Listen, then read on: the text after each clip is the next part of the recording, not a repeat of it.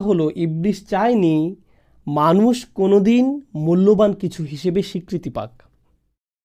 তার সবচেয়ে বড় সফলতা, তার সবচেয়ে মহান সফলতাগুলোর একটি হলো সে যদি আমাদের বোঝাতে সক্ষম হয় আসলেই আমাদের কোনো দাম নেই, স্বমূল্য তথা নিজেকে দাম দেয়া, মানুষ হিসেবে নিজেকে সম্মান দেয়া আজকের দুনিয়ার অন্যতম একটি বড় সংকট।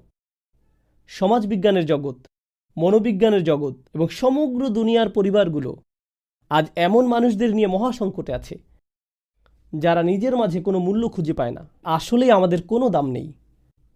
আগে আমার একটা চাকরি ছিল, এখন আমি অবসরে, কেউ আমার অভিমতের কোনো মূল্য দেয় না, আমার কোনো দাম নেই, আমি সারাদিন বাসায় বসে থাকি, আমার ছেলে চাকরি করে, আমার মেয়ে কলেজে পড়ে, আমি পুরোই মূল্যহীন, আমি এখন সবার বোঝা।